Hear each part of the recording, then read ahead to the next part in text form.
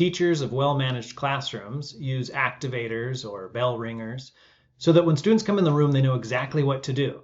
But with devices now in front of every kid in a one-to-one classroom, can activators still work?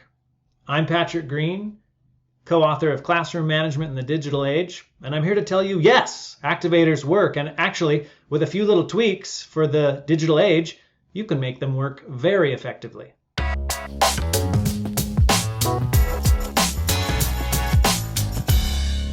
So typically an activator is an activity or a set of instructions that students can access without the need for the teacher. And so by posting an activator in your class, when students walk in, they can get started without you. Let's talk about the benefits of using an activator. Well, that's the first one. They don't need you to get started. And how nice is that? You don't have to get everyone's attention. You can spend your time as a teacher working with individual students. Maybe a student was absent yesterday. Maybe you need to touch base with a student who is missing an assignment. You can take attendance. You can do a number of things without having to get all of the students' attention. And they know after you use an activator for multiple times and you make that part of your classroom process and procedure, this is what they do. They access the activator, they follow the instructions, you'll get their attention eventually. Other benefits? Well, for one, it's a really kind thing to do for kids. We all have students in our classrooms who might be a little anxious when they come into class. They want to know what's going to happen. You know that your agenda helps some kids to structure their day and structure their thinking and be more comfortable. So be kind. Use an activator.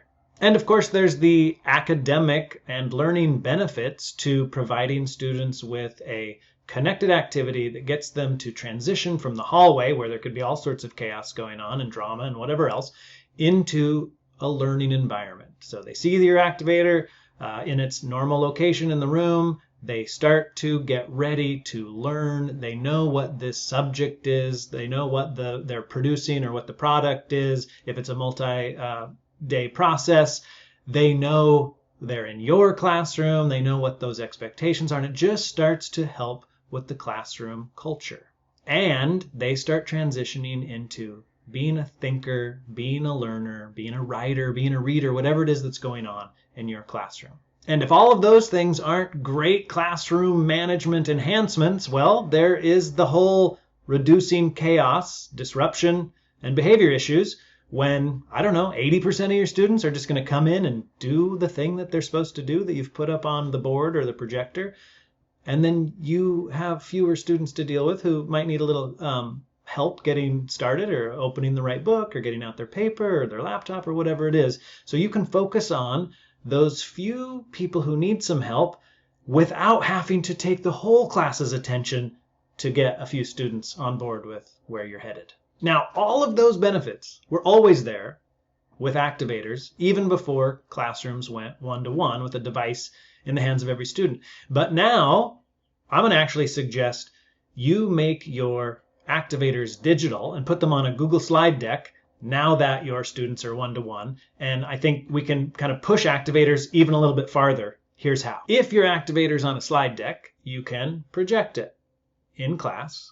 And students don't need to use their laptop to access it. They can see it up there. You can also include links to whatever, if you wanted students to open up their laptops, you can include links or short links to get them out to where they need to be. Or you could simply say, go to our Google Classroom, and they can use their laptops. But the other thing is you can let them know whether or not they need their devices. Maybe you have a symbol that says laptops closed or open your laptops, or it's a tablet and so a tablet is available, or don't use your tablet. The point is that you would be explicit about what to do with the device.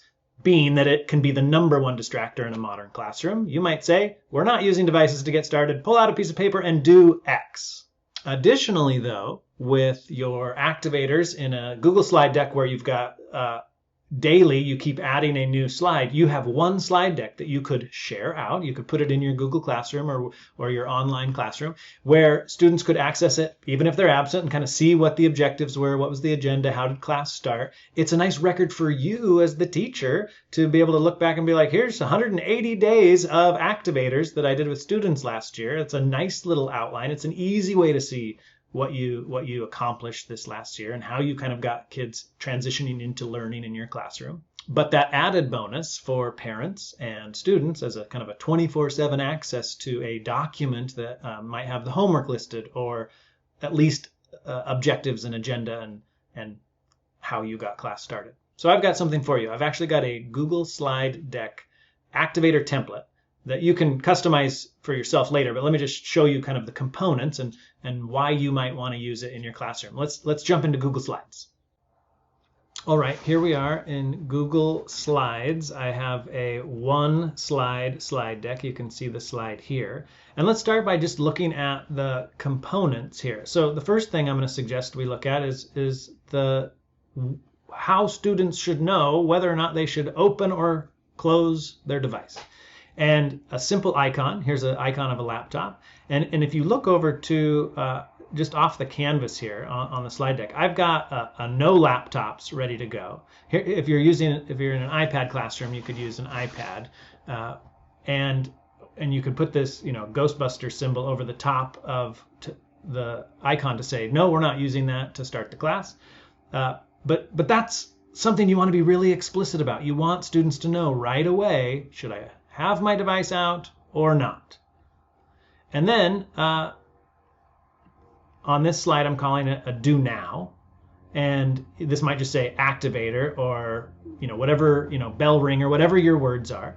And then, simple instructions like open your Chromebook, go here, whatever it is you want them to do. I also like to include the objectives. You do have students in your room that are asking, why are we doing this? And of course, there should be a good reason, and those are your objectives. So maybe you have your objectives listed. And then I use a GIF or GIF down here in the lower right, kind of, this is just a simple one about school, but maybe it's a way to connect with kids. Maybe it's something pop culture, or maybe if it's a social studies classroom, you've got a political cartoon down there. Or maybe you are harnessing the brain's ability to connect meaning to images, and you're just putting the same droplet of water image there because you're studying water. Or maybe you're studying the solar system and you have this one image of the solar system that you continue to use while students are in that unit. So they walk in, they see that solar system, and they know, oh yeah, we're studying the solar system. And again, your activator is helping them to transition into learning in your classroom.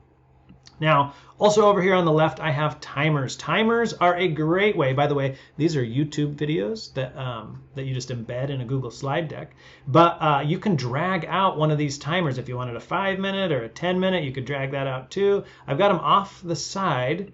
Oh, and I should probably show you that too. When you use a Google Slide Deck, if you have things off to the side, they don't show when you go into slideshow mode. So if I was projecting this image, you can see all they would see are the things that are actually on the canvas of the slide, and I would project that in the front of my room. But when I'm in my editing mode here, I can move off to the side of the canvas and drag on some things like a timer, which helps students to know, how much time they have before I'm going to ask for their attention, probably 5 minutes into class in this case. All right, so you might also consider adding homework or other things in your activator, but most important is, 1, students should know if they're using their device or not, and 2, what else should they be doing? And you can do that all in a Google Slide Deck. And for tomorrow's, you come over here to the left, you right-click, you duplicate the slide, and you now edit the next days. At the end of the year, you're going to have 180 of these, which is going to be pretty cool to be able to look back on. And there you have it, using Google Slides for activators in a one-to-one classroom. Hopefully, if you want to check that out, you'll find that you reduce the chaos, then the disruption, and the craziness that could be happening at the beginning of class, and you find a way to more smoothly get into the learning that's so important in our classrooms. So if you want to take that template, you can check it out at cmdigitalage.com. where you can also find other resources, including a video on how to tweak and edit and make that template your own if you're not someone who is really comfortable with Google Slides. And remember that here on YouTube, we have a playlist of classroom management tips that you might want to also check out. So thank you for watching, and we'll see you next time. Bye-bye.